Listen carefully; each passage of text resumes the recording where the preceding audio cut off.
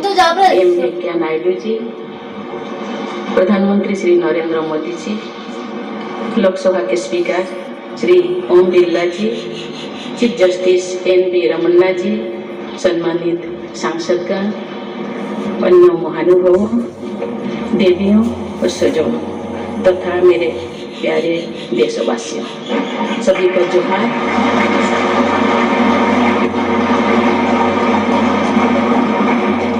भारत के सर्वोच्च संवैधानिक पद पर निर्वाचित करने के लिए मैं सभी सांसदों और सभी विधानसभा सदस्यों का हार्दिक आभार व्यक्त करती हूँ।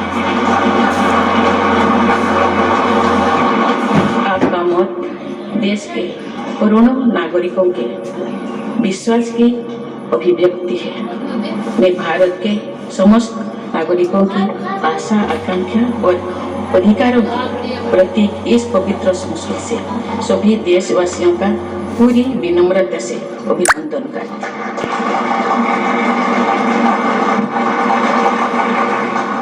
आपकी आत्मीयता, आपका विश्वास और आपका सहयोग मेरे लिए इस नए दायित्व का निभाने में मेरी बहुत बड़ी ताकत रहेगी। मुझे राष्ट्रपति के रूप में देश ने एक ऐसे महत्वपूर्ण कालखंड में चुना है जो हम अपनी आजादी का अमृत महोत्सव मना रहे हैं।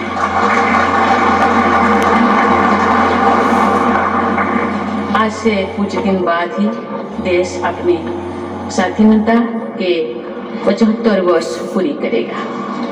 ये भी एक संयोग है कि जब देश अपनी आजादी के 50वें वर्ष का पर्व मना रहा था तभी मेरे राजनीतिक जीवन की शुरुआत हुई थी। और आज आजादी के 75वें वर्ष में मुझे ये नया दायित्व मिला है। ऐसे ऐतिहासिक समय में जब भारत अगले 25 वर्षों के विजन को हासिल करने के लिए पूरी ऊर्जा से जुटा हुआ है, मुझे ये जिम्मेदारी मिलना मेरा बहुत बड़ा सौभाग्य है। मैं देश की ऐसी पहली राष्ट्रपति भी हूँ जिसका जन्म आजाद भारत में हुआ है। हमारे स्वाधीनता सेनानियों ने आजाद हिंदुस्तान के हम नागरिकों से जो अपेक्षाएं की थी उनकी पूर्ति के लिए इस अमृत काल में हमें तेज गति से काम करना होगा। इन 25 वर्षों में अमृत काल की सिद्धि का रास्ता 2 पटरी पर आगे बढ़ेगा, सबका प्रयास और सबका कर्तव्य। भारत के उज्जवल भविष्य की नई विकास यात्रा हमें सबके प्रयास से करनी है, कर्तव्य पथ पर चलते हुए करनी ही है। काल यानी 26 जुलाई को कारगिल विजय दिवस भी है। ये दिन भारत की सेनाओं के शौर्य और संयम दोनों का ही प्रतीक है।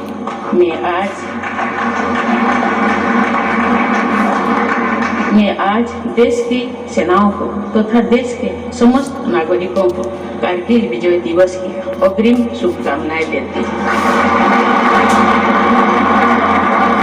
देवियों और स्वजनों, मैंने अपने जीवन यात्रा पूर्वी भारत में ओडिशा के एक छोटे से आदिवासी गांव से शुरू की थी। मैं जिस पृष्ठभूमि से आती हूँ वहाँ मेरे लिए प्रारंभिक शिक्षा प्राप्त करना भी एक सपने जैसा ही था, लेकिन अनेक बाधाओं के बावजूद मेरा संकल्प दृढ़ रहा और मैं कॉलेज जाने वाली अपने गांव की पहली बेटी थी।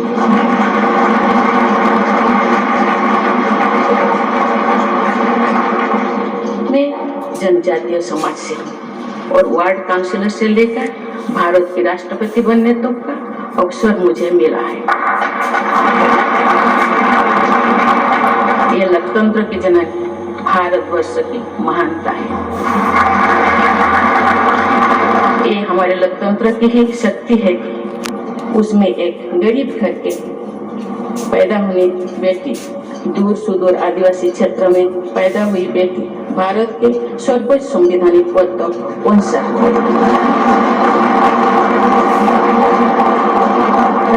के पद पहुंचना मेरी व्यक्तिगत उपलब्धि नहीं है, ये भारत की प्रत्येक गरीब की उपलब्धि है। मेरा निर्वाचन इस बात का सबूत है कि भारत में गरीब सपने भी देख सकता है और उन्हें पूरा भी कर सकता है।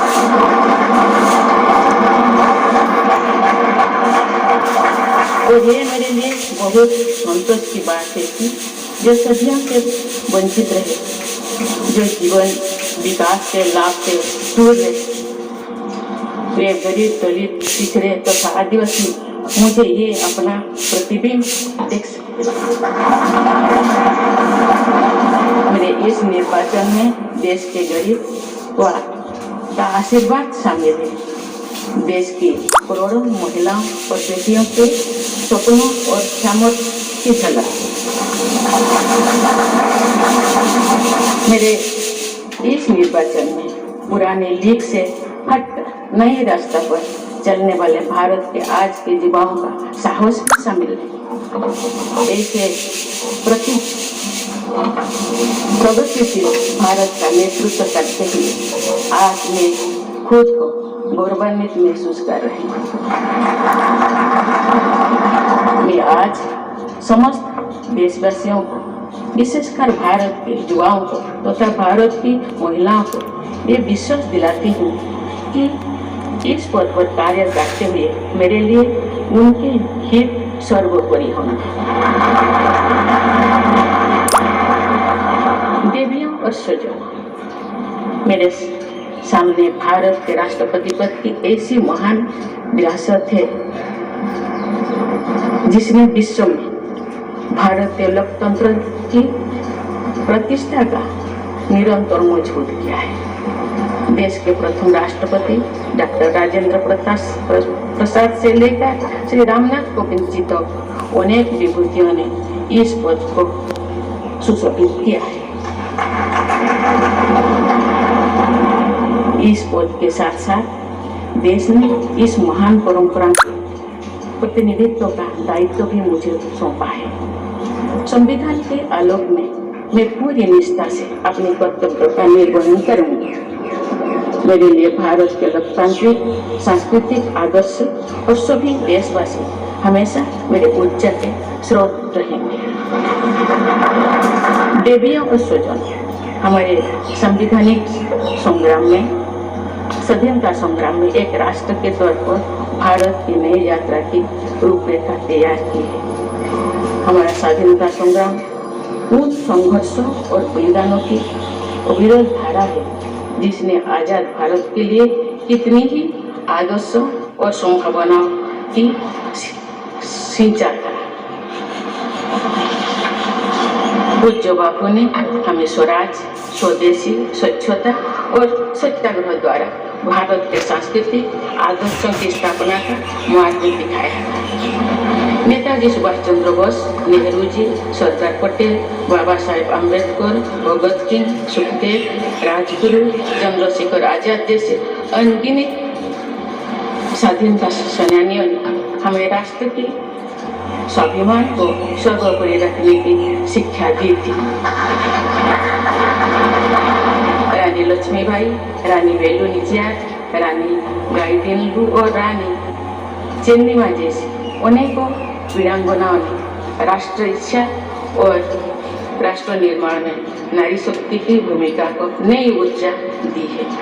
संथाल क्रांति, पाइक क्रांति से लेकर कोल क्रांति और भील क्रांति ने स्वतंत्रता संग्राम में आदिवासी योगदान को और सशक्त किया। सामाजिक उत्थान एवं देश प्रेम के लिए धरती व भगवान बिरसा मुंडा जी के बलिदान से हमें प्रेरणा मिली थी। मुझे खुशी है कि आजादी की लड़ाई में जनजातीय समुदाय के योगदान को समर्पित अनेक म्यूजियम देश भर में बनवाया जा रहा है। देवियों और स्वजनों, एक संसदीय लोकतंत्र के रूप में 75 वर्ष में भारत ने प्रगति के संकल्प को सहभागिता एवं सर्वसम्मति से आगे बढ़ाया है। विविधताओं से भरे अपने देश में हम अनेक भाषा, धर्म, संप्रदाय, खान पान, रहन सहन, रीति रिवाजों का अपनाते हुए एक भारत श्रेष्ठ भारत के निर्माण में सक्रिय है। आजादी के 75वें वर्ष के अवसर पर आया है अमृतकाल। भारत के लिए नए संकल्पों का कालखंड है। आज मैं इस नए युग के स्वागत में अपने देश को नई सोच के साथ तत्पर और तैयार देख रही हूँ। भारत आज हर क्षेत्र में विकास का नया अध्याय जोड़ रहा है। कोरोना महामारी के वैश्विक संकट का सामना करने में भारत ने जिस तरह का सामर्थ्य दिखाया है, उसने पूरे विश्व में भारत की साख बढ़ाया है।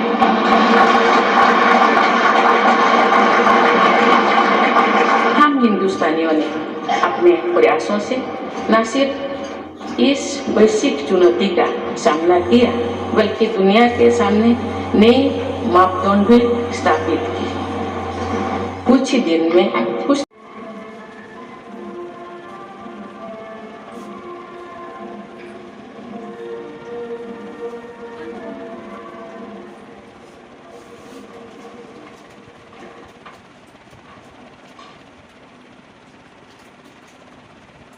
तमाम इतिहास जो आज इस शपथ ग्रहण समारोह के साथ हमने बनते देखे, आज़ादी के बाद जन्म लेने वाली पहली राष्ट्रपति देश को मिली है।